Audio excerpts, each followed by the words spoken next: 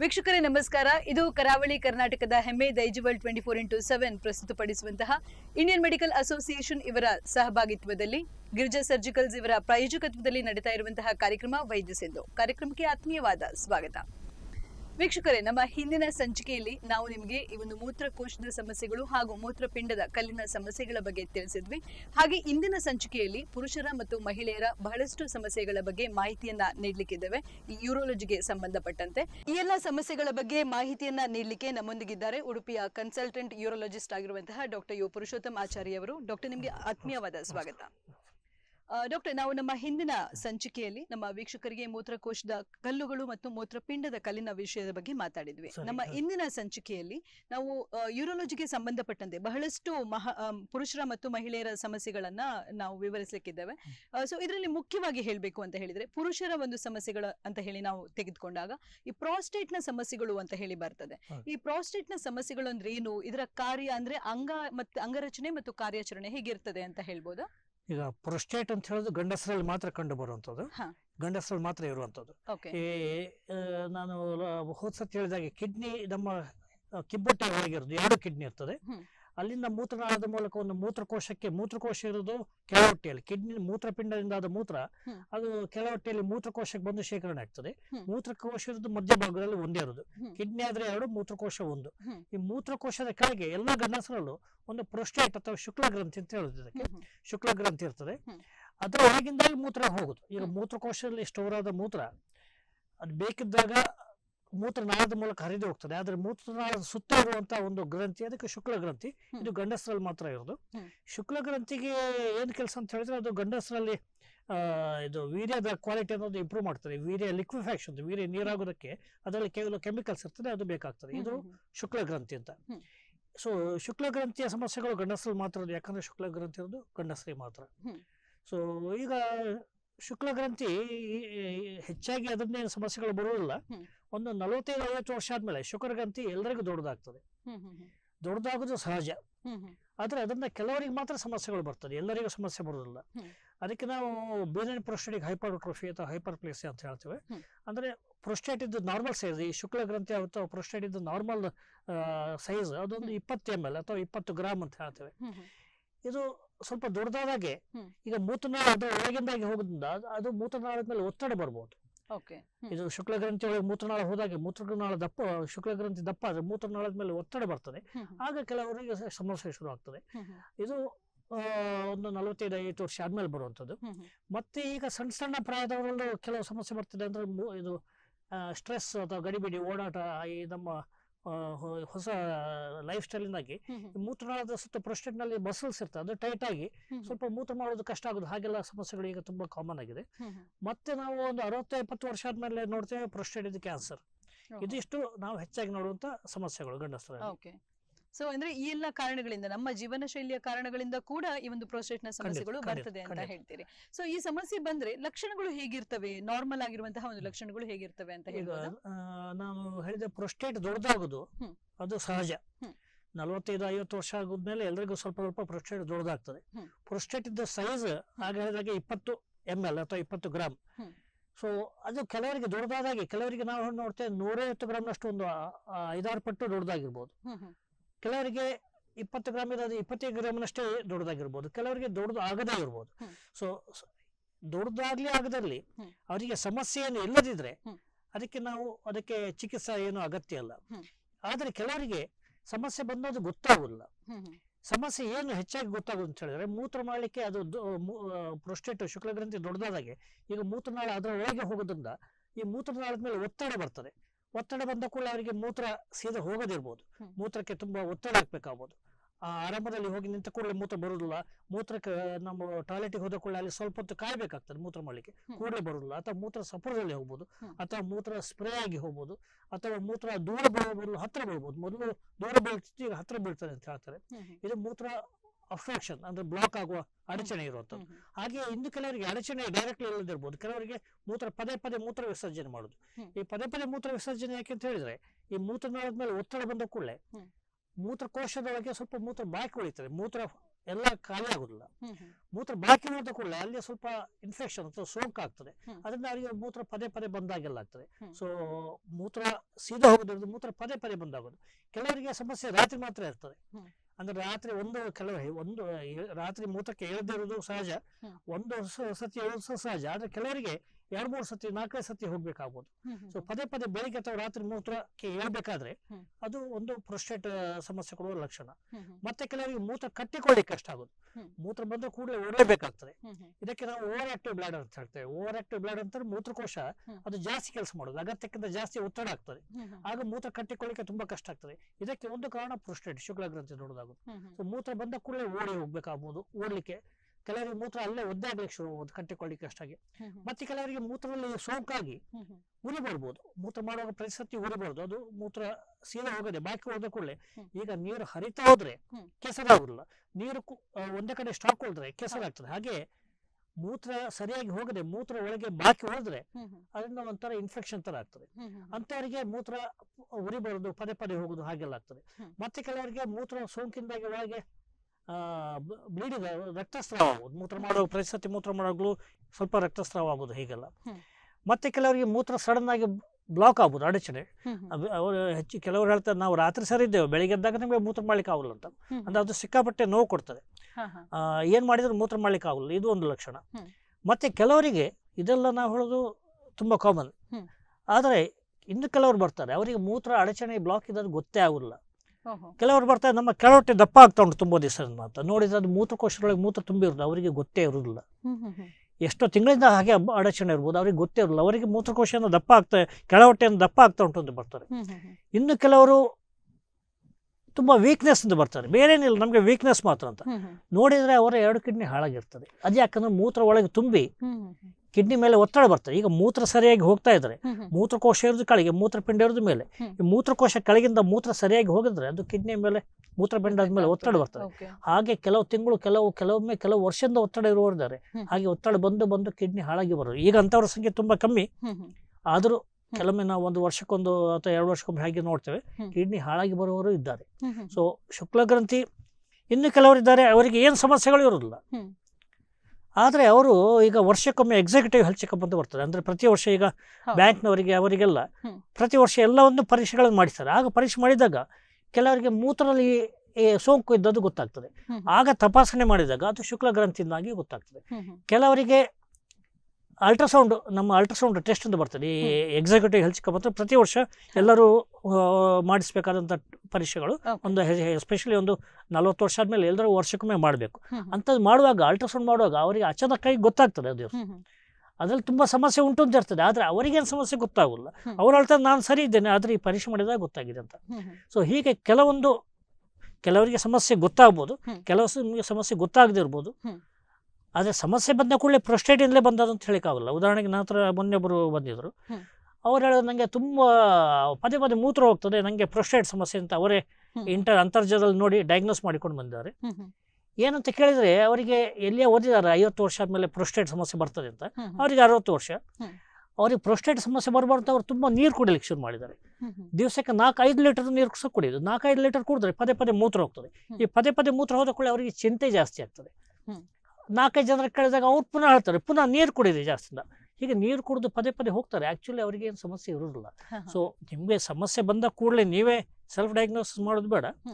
ಸಮಸ್ಯೆ ಇಲ್ಲದಿದ್ದರೂ ನಿಮ್ಗೆ ಪ್ರೊಸ್ಟೇಟ್ ಸಮಸ್ಯೆ ಇರ್ಬೋದು, ಅಥವಾ ಸಮಸ್ಯೆ ಬಂದ ಕೂಡ ಅದು ಪ್ರೊಸ್ಟೇಟ್ ಸಮಸ್ಯೆ ಇಲ್ಲ ಅಂತಲೇ ಹೇಳಿಕ್ಕೆ ಆಗುದಿಲ್ಲ. ಸೊ ಬೇರೆ ಬೇರೆ ವಿಧದ ಸಮಸ್ಯೆಗಳು ಕಂಡು ಬರ್ಬೋದು. ಸೊ ಹಾಗಾದ್ರೆ ಡಾಕ್ಟರ್, ಈ ಒಂದು ಸಮಸ್ಯೆ ಇದೆ ಅಂತ ಹೇಳಿ ಪತ್ತೆ ಹಚ್ಚಲಿಕ್ಕೆ ಹೇಗೆ ಸಾಧ್ಯ ಆಗ್ತದೆ? ಯಾವ ಪರೀಕ್ಷೆಯನ್ನ ಮಾಡಿಸಬೇಕಾಗ್ತದೆ? ಸೊ ನಾವು ಈಗ ಒಂದು ಹೇಳಿದಾಗೆ ನಾವು ಏನು ಸಮಸ್ಯೆ ಇಲ್ಲದವರಿಗೂ 50 ವರ್ಷ ಆದ್ಮೇಲೆ ನಾವು ಎಲ್ಲರಿಗೂ ಒಂದು ಎಕ್ಸಿಕ್ಯೂಟಿವ್ ಹೆಲ್ತ್ ಚೆಕಪ್ ಅಂತ ಈಗ ತುಂಬಾ ಕಾಮನ್. ಹೌದು, ಅದು ತುಂಬಾ ಒಂದು 190% ಜನಕ್ಕೆ ಅದು ಮಾಡಿದ್ದು ವೇಸ್ಟ್ ಆಗ್ಬೋದು. ಯಾಕಂದ್ರೆ ಎಲ್ಲ ನಾರ್ಮಲ್ ಇರ್ತದೆ. ಕೆಲವರು ಅನಿಸ್ತಾರೆ ಅದು ಸುಮ್ಮನೆ ಹಣ ಮಾಡ್ಲಿಕ್ಕೆ ಇರುವಂಥದ್ದು. ಹಾಗಲ್ಲ. ಕೆಲವರಿಗೆ ಉದಾಹರಣೆಗೆ ನಂತರ ರೋಗಿಗಳಿದ್ದಾರೆ, ಅವರಿಗೆ ಡಯಾಬಿಟಿಸ್ ಅವರಿಗೆ ಗೊತ್ತೇ ಇರಲ್ಲ. ರಕ್ತ ಪರೀಕ್ಷೆ ಮಾಡಿದಾಗಲೇ ಗೊತ್ತಾಗೋದು. ನೋಡಿದ್ರೆ ಶುಗರ್ 300-400 ಇರ್ತದೆ. ಹಾಗೆ ನಾವು ವರ್ಷಕ್ಕೊಮ್ಮೆ ತಪಾಸಣೆ ಮಾಡಿದಾಗ ಅಲ್ಟ್ರಾಸೌಂಡ್ ನಲ್ಲಿ ಪ್ರೊಸ್ಟೇಟ್ ಸಮಸ್ಯೆ ಇರೋದು ಗೊತ್ತಾಗ್ತದೆ. ಇದು ಒಂದು ರೀತಿಯ ಜನಗಳು. ಹೆಚ್ಚಿನವರಿಗೆ ಮೂತ್ರ ಉರಿ ಬರೋದು, ಪದೇ ಪದೇ ಹೋಗೋದು, ಅಥವಾ ಮೂತ್ರ ಮಾಡ್ಲಿಕ್ಕೆ ಕಷ್ಟ ಆಗೋದು, ಹೀಗೆಲ್ಲ ಬಂದಾಗ ನಾವೇನು ಮಾಡ್ತೇವೆ ಅಂತ ಹೇಳಿದ್ರೆ ಒಂದು ಮೂತ್ರ ಟೆಸ್ಟ್ ಮಾಡ್ತೇವೆ, ಮೂತ್ರದ ಪರೀಕ್ಷೆ ಮಾಡ್ತೇವೆ. ಅದರಲ್ಲಿ ಏನಾದರೂ ಇನ್ಫೆಕ್ಷನ್ ಸೋಂಕಿನ ಲಕ್ಷಣ ಇದೆಯಾ ಹಾಗೆಲ್ಲ. ಎರಡನೇದು ನಾವು ಅಲ್ಟ್ರಾಸೌಂಡ್ ಸ್ಕ್ಯಾನಿಂಗ್ ಈಗ ಎಲ್ಲ ಕಡೆಯೂ ಲಭ್ಯ ಇದೆ. ಅಲ್ಟ್ರಾಸೌಂಡ್ ಮಾಡಿದಾಗ ಅವ್ರು ನೀರು ಕುಡಿದು 1-2 ಗಂಟೆ 2-3 ಗಂಟೆ ಮೂತ್ರ ಮಾಡದೆ ಹೋದರೆ ಆಗ ನಮಗೆ ಪ್ರೊಸ್ಟೇಟ್ ದಪ್ಪ ಆಗಿದೆ ಅಲ್ಲೋ ಗೊತ್ತಾಗ್ತದೆ. ನಾನು ಆಗ ಹೇಳಿದಾಗ ಪ್ರೊಸ್ಟೇಟ್ ದಪ್ಪ ಆಗೋದು ಹೆಚ್ಚಾಗಿ ಎಲ್ಲರಿಗೂ ಇರ್ತದೆ. ಆದರೆ ಅದು ಸಮಸ್ಯೆ ಯಾವುದಲ್ವ ಅಂತ ನೋಡಲಿಕ್ಕೆ ಇನ್ನೊಂದು ಟೆಸ್ಟ್ ಇದೆ, ಅದು ಯೂರೋಫ್ಲೋ ಅಂತ. ಯೂರೋಫ್ಲೋ ಅಂದರೆ ಮೂತ್ರದ ಒತ್ತಡವನ್ನು ನೋಡೋದು, ಮೂತ್ರದ ಫ್ಲೋ ಪ್ಯಾಟರ್ನ್. ಈಗ ಪ್ರೊಸ್ಟೇಟ್ 20 ಗ್ರಾಮ್ ಇರಬೇಕಾದದ್ದು ನನ್ನ ಹತ್ರ ರೋಗಿಗಳಿದ್ದಾರೆ, ಅವರಿಗೆ ಪ್ರೊಸ್ಟೇಟ್ 150 ಗ್ರಾಮ್ ಇರ್ತದೆ. ಆದರೆ ಅವರ ಫ್ಲೋ ಸರಿ ಇರ್ತದೆ, ಅವರಿಗೇನು ಸಮಸ್ಯೆ ಇರೋಲ್ಲ. ಅಂಥವರಿಗೆ ಲೆಕ್ಕ ಪ್ರಕಾರ ಆದರೆ ಸೈಜ್ 4-5 ಪಟ್ಟು ದೊಡ್ಡದಿದ್ರು ಮದ್ದಿನ ಅಗತ್ಯ ಅಲ್ಲ. ಯಾಕಂದರೆ ಅವರಿಗೇನು ನನಗೆ ಇದುವರೆಗೇನು ಸಮಸ್ಯೆ ಬರಲ್ಲ, ಪ್ರೊಸ್ಟೇಟ್ ಮಾತ್ರ ದೊಡ್ಡದೆ, ನಮಗೆ ಮೂತ್ರದ ಒತ್ತಡ ಸರಿ ಉಂಟು ಅಂತ ಹೇಳಿದರೆ ಅವ್ರಿಗೆ ಮದ್ದು ಅಗತ್ಯ ಇರೋದು ಅದಕ್ಕೆ. ಸೊ ಒಂದು ಮೂತ್ರ ಟೆಸ್ಟ್, ಒಂದು ಅಲ್ಟ್ರಾಸೌಂಡು, ಇನ್ನೊಂದು ಯೂರೋಫ್ಲೋ ತುಂಬ ಅಗತ್ಯವಾಗಿ ಮಾಡಬೇಕಾದ್ರು. ಮತ್ತು ನಾವು ರುಟೀನಾಗಿ ಮಾಡುವಂಥದ್ದು ನಮ್ಮ ಶುಗರ್ ಚೆಕ್ ಮಾಡ್ತೇವೆ, ಮತ್ತು ಕಿಡ್ನಿ ಕೆಲಸ, ಈಗ ಮೂತ್ರ ಸರಿಯಾಗಿ ಹೋಗೋದ್ರೆ ಕಿಡ್ನಿ ಮೇಲೆ ಒತ್ತಡ ಬರ್ತದೆ, ಕ್ರಿಯಾಟಿನ್ ಅದು ಚೆಕ್ ಮಾಡ್ತೇವೆ.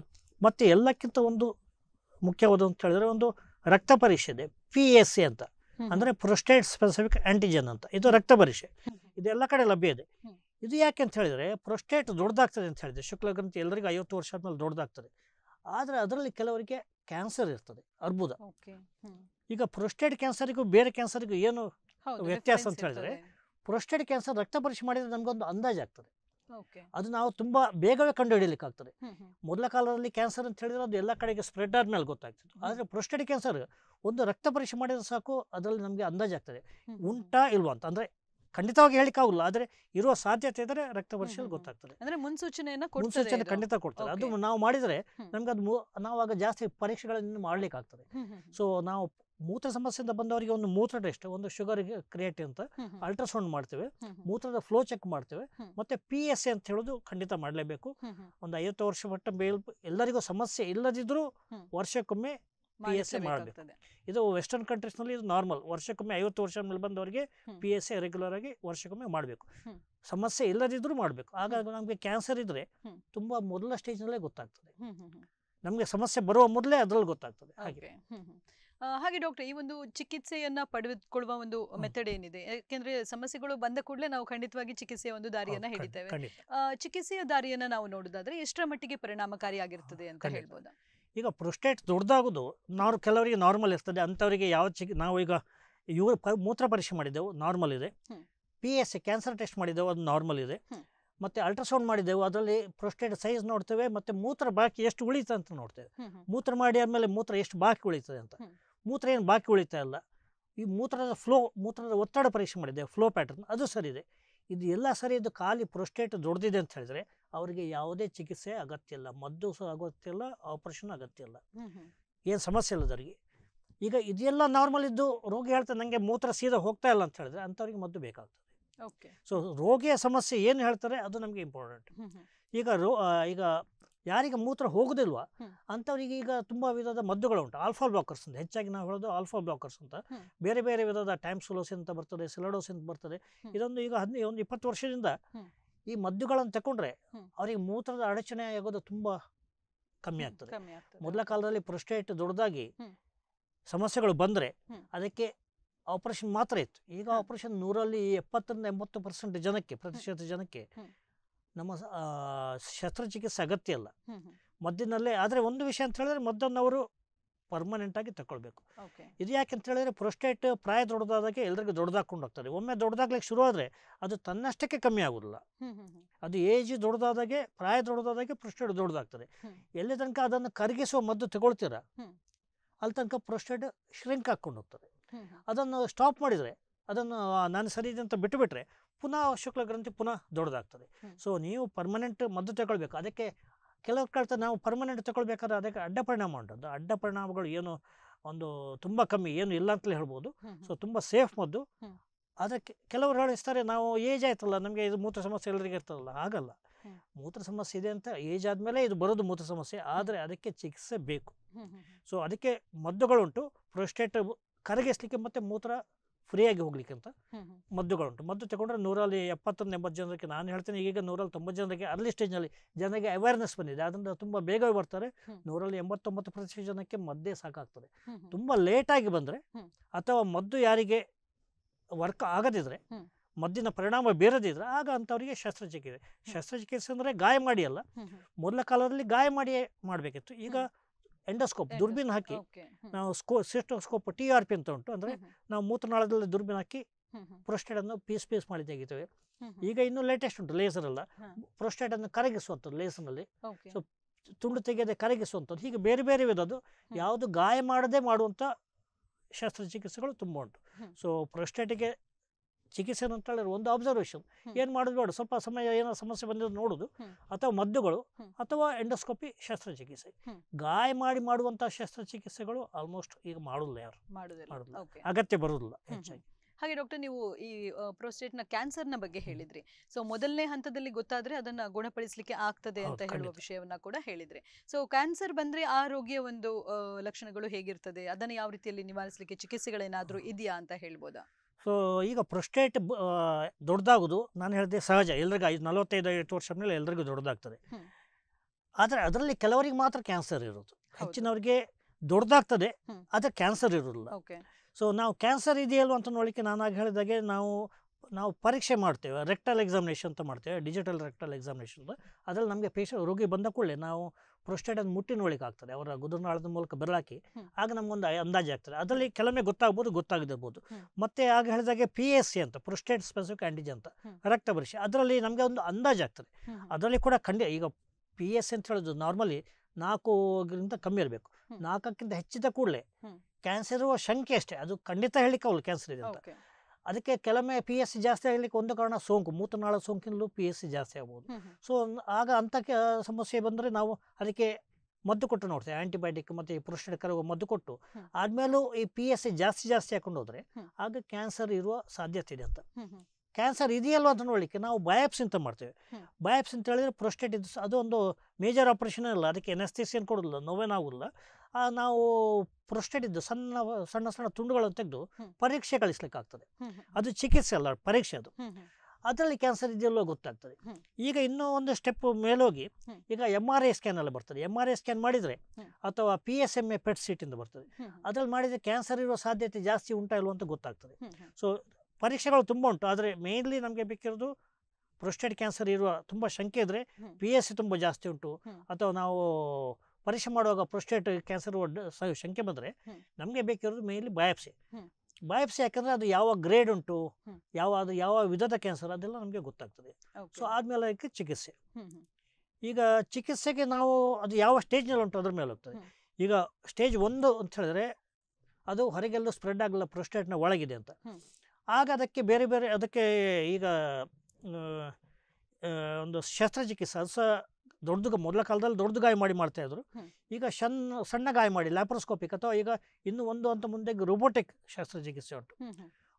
ರೋಬೋಟ್ ಮಾಡೋದಲ್ಲ, ಅದು ಲ್ಯಾಪ್ರೋಸ್ಕೋಪ್ ತರವೇ ನಮ್ಮ ಹೊಟ್ಟೆಲ್ ಸಣ್ಣ ತೂತು ಮಾಡಿ ಅದಕ್ಕೆ ಒಂದು ನಮ್ಮ ಇನ್ಸ್ಟ್ರೂಮೆಂಟ್ ಹ್ಯಾಂಡಲ್ ಆಗ್ತವೆ. ನಾವು ಬೇರೆ ಕಡೆ ಕೂತ್ಕೊಂಡಿರ್ತೇವೆ, ಒಂದು ಕನ್ಸೋಲ್ ಅಂತ ಇರ್ತದೆ, ಅದರಲ್ಲಿ ನಮಗೆ ನಾವು ಹೊಟ್ಟೆ ಒಳಗೆ ನಾವು ಅಂತರ್ದರ್ಶಕ ಹಾಕಿದರೆ ಒಳಗೆ ಉಂಟು ಗೊತ್ತಾಗ್ತದೆ. ನಾವು ಹೊರಗಿಂದ ಕೈ ಮೂವ್ ಮಾಡಿದಾಗ ಅಲ್ಲಿ ಹ್ಯಾಂಡಲ್ ಒಳಗಿಂದ ಮೂವ್ ಆಗ್ತದೆ. ಹಾಗೆ ಅದು ಈಗದ ಲೇಟೆಸ್ಟ್ ರೋಬೋಟಿಕ್ ಶಸ್ತ್ರಚಿಕಿತ್ಸೆ. ಇದರಲ್ಲಿ ಮೊದಲ ಕಾಲದಲ್ಲಿ 2 ವಾರ ಆಸ್ಪತ್ರೆಯಲ್ಲಿ ಇರಬೇಕಾದ್ರೆ ಈಗ 2-3 ದಿವಸದಲ್ಲಿ ಮನೆಗೆ ಹೋಗ್ಲಿಕ್ಕೆ ಆಗ್ತದೆ. ಇದು ಅಂತ ಸ್ಟೇಜ್ 1. ಆದರೆ ಮೇನ್ ಅಂತ ಹೇಳಿದ್ರೆ ಅದು ಸ್ಟೇಜ್ 1 ಮಾತ್ರ. ಇದು ಸ್ಟೇಜ್ 1. ಸ್ಟೇಜ್ 2 ಅಂತ ಹೇಳಿದ್ರೆ ಪ್ರೊಸ್ಟೇಟ್ ಅಲ್ಲಿಂದ ಕ್ಯಾನ್ಸರ್ ಸ್ವಲ್ಪ ಹೊರಗೆ ಹೋಗಿದೆ ಅಂತ. ಅದಕ್ಕೆ ನಾವು ರೇಡಿಯೇಷನ್ ಅಂತ ಕೊಡ್ತೇವೆ. ರೇಡಿಯೇಷನಲ್ಲೂ ಜನರಿಗೆ ಕೆಲವರಿಗೆ ಕ್ಯೂರ್ ಆಗುವ ಸಾಧ್ಯತೆ ಇರ್ತದೆ. ಅದು ಹೊರಗೆ ಹೋದಾಗೆ ಸಂಪೂರ್ಣ ಗುಣ ಆಗುವ ಸಾಧ್ಯತೆಗಳು ಕಮ್ಮಿ ಇರ್ತದೆ. ಸೊ ಇನ್ನು ಹೊರಗೆ ಹೋದರೆ ಮತ್ತೆ ಹಾರ್ಮೋನಲ್ ಟ್ರೀಟ್ಮೆಂಟ್ ಅಂತ ಬರ್ತದೆ. ಹಾರ್ಮೋನಲ್ ಟ್ರೀಟ್ಮೆಂಟ್ ಅಂತ ಹೇಳಿದ್ರೆ ಈ ಪ್ರೊಸ್ಟೇಟ್ ಕ್ಯಾನ್ಸರ್ ದೊಡ್ಡದಾಗೋದು ಅದು ಹಾರ್ಮೋನಿಂದ, ಅಂದರೆ ಟೆಸ್ಟೋಸ್ಟೆರಾನ್ ಜಾಸ್ತಿಯಾಗಿ, ಟೆಸ್ಟೋಸ್ಟೆರಾನ್ ಜಾಸ್ತಿಯಾಗಿಂತಲ್ಲ ಟೆಸ್ಟೋಸ್ಟೆರಾನ್ ಮೇಲೆ ಡಿಪೆಂಡೆಂಟ್ ಆಗಿರ್ತದೆ. ಸೊ ಟೆಸ್ಟೋಸ್ಟೆರಾನ್ ತೆಗಿಲಿಕ್ಕೆ ಅಂತ ಕೆಲವು ಶಸ್ತ್ರಚಿಕಿತ್ಸೆ ಉಂಟು. ಈ ವೃಷಣದಲ್ಲಿ ಟೆಸ್ಟೋಸ್ಟೆರಾನ್ ಉತ್ಪತ್ತಿ ಆಗ್ತದೆ, ವೃಷಣ ತೆಗೆಯೋದು, ಅಥವಾ ಇಂಜೆಕ್ಷನ್ ಬರ್ತದೆ ಈ ಹಾರ್ಮೋನ್ ಕಮ್ಮಿ ಆಗಲಿಕ್ಕೆ. 3 ತಿಂಗಳಿಗೆ ಮೇಲೆ ತಗೊಳ್ಳೋ ಇಂಜೆಕ್ಷನ್ ಉಂಟು. ಅದು ಗುಣ ಆಗೋದಿಲ್ಲ, ಆದರೆ ಪ್ರೊಸ್ಟೇಟ್ ಕ್ಯಾನ್ಸರ್ ತುಂಬ ಸಮಯ ಕಂಟ್ರೋಲ್ ಇರ್ತದೆ. ಇದು ಇಂಜೆಕ್ಷನ್ ಅಥವಾ ಈಗ ಟ್ಯಾಬ್ಲೆಟ್ ಬರ್ತದೆ, ಪ್ರತಿದಿನ ಒಂದು ಟ್ಯಾಬ್ಲೆಟ್ ತಗೊಂಡ್ರೆ ಆಯಿತು. ಆಗ ಹಾರ್ಮೋನ್ ಲೆವೆಲ್ ಕಮ್ಮಿಯಾಗಿ ಈ ಕ್ಯಾನ್ಸರ್ ಕಂಟ್ರೋಲ್ನಲ್ಲಿ ಇರ್ತದೆ, ಆದರೆ ಅದು ಗುಣಪಡಿಸಲಿಕ್ಕೆ ಆಗೋದಿಲ್ಲ. ಯಾವಾಗ ಅದು 3rd ಸ್ಟೇಜ್ ಅಥವಾ 4th ಸ್ಟೇಜಿಗೆ ಹೋದ್ಮೇಲೆ ಅದಕ್ಕೆ ಗುಣ ಆಗುವ ಸಾಧ್ಯತೆ ಇಲ್ಲ. ಆದರೆ ನನ್ನ ಹತ್ರ ರೋಗಿಗಳಿದ್ದಾರೆ, ಅವರು 10 ವರ್ಷದಿಂದಲೂ ಇದ್ದಾರೆ. ಅವರು ಸ್ಟೇಜ್ 4 ಅಂತ ಬಂದವರು 10 ವರ್ಷದಿಂದ ಇದ್ದಾರೆ, ಆದರೆ ಅದು ಲೋ ಗ್ರೇಡ್ ಕ್ಯಾನ್ಸರ್. ಸೊ ಈ ಪ್ರೊಸ್ಟೇಟ್ ಕ್ಯಾನ್ಸರ್ ಅಂತ ಹೇಳೋದು ಅದು ಯಾವ ಗ್ರೇಡ್ ಯಾವ ಸ್ಟೇಜ್ ಅದ್ರ ಮೇಲೆ ಚಿಕಿತ್ಸೆ. ಅಂದ್ರೆ ಅತಿರೇಕಕ್ಕೆ ತಿರುಗಿದಾಗ ನಾವು ಏನು ಮಾಡ್ಲಿಕ್ಕೆ ಆಗೋದಿಲ್ಲ. ಚಿಕಿತ್ಸೆ ಉಂಟು, ಆದ್ರೆ ಅವರ ಗುಣಪಡಿಸುವ ಸಾಧ್ಯತೆ ಆಲ್ಮೋಸ್ಟ್ ಇಲ್ಲ ಅಂತ ಹೇಳ್ಬೋದು. ಮತ್ತೆ ಅವರ ಸರ್ವೈವಲ್ ಏನ್ ಹೇಳ್ತೇವೆ, ಅವರ ಕ್ವಾಲಿಟಿ ಆಫ್ ಲೈಫ್ ಅದೆಲ್ಲ ಕಮ್ಮಿ ಆಗ್ಕೊಂಡು ಬರ್ತದೆ. ಓಕೆ, ಅಂದ್ರೆ ಪ್ರಥಮ ಒಂದು ಸ್ಟೇಜ್ ಅಲ್ಲಿ ಇರಬೇಕಾದ್ರೆ ನಾವು ಅದನ್ನ ಗುಣಪಡಿಸುವ ಸಾಧ್ಯತೆ ಜಾಸ್ತಿ ಇರ್ತದೆ ಅಂತ ಹೇಳ್ತೀರಾ. ಓಕೆ ಡಾಕ್ಟರ್, ಇದರ ಬಗ್ಗೆ ಮತ್ತಷ್ಟು ಮಾಹಿತಿಯನ್ನ ನಮ್ಮ ಮುಂದಿನ ಭಾಗದಲ್ಲಿ ಮಾತನಾಡೋಣ. ವೀಕ್ಷಕರೇ, ಈಗ ವೈದ್ಯ ಸಿಂಧು ಕಾರ್ಯಕ್ರಮದಲ್ಲಿ ಒಂದು ಪುಟ್ಟ ವಿರಾಮದ ನಂತರ ಕಾರ್ಯಕ್ರಮ ಮುಂದುವರಿಯುತ್ತದೆ.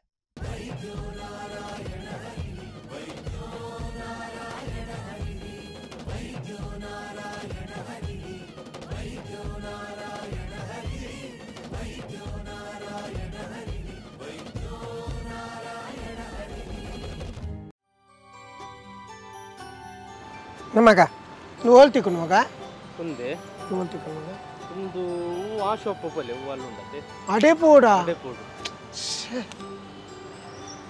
ನಬ ನ ನೋಲ್ತಿಕು ನಮಗ ಹೌದಾ ಒಂದು ಒಂದು ಮುಲ್ಪ ಪಲ್ಲೆ ಮೂಲೆ ಉಂಟು ಅಡೆ ಪೋಡ ಶೇ ಹಂಗ ನಮ್ಮ ನ ನೆತ್ತು ಕೆಲವು ಐಟಮ್ ಪೂರ ತಿಕ್ಕಿದ ಮಗ, ಕೆಲವು ಐಟಮ್ ವಾಶ್ ಆಪಡ್ತಿಕ್ಕು ಮಗ. ಒಂದು ಮಾತ ಬೇತೆ ಬೇತೆ ಅಂಗಡಿಗೆ ತೊಂಡರಿ ಒಂದು ಮಾತ ಒಂಜೇ ಕಡೆ ತಿಕ್ಕೊಂಡಿ Girija health care and surgicals.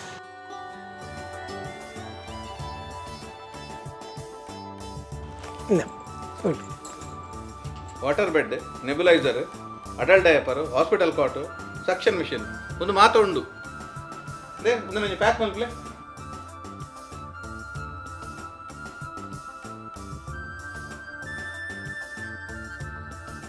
Girija health care and surgical ಮಾತಾತಿಕೊಂಡು. Girija health care and surgicals, Guru Nityanand building, Kalpana road near Mitra hospital Udupi. Ground floor, city plaza near PVS circle and Lalitha jewellery, next to Durgamba transport office, Shedigudde, Mangaluru. Ground floor, Atharva complex, opposite hotel Parijatha, main road, Kundapur.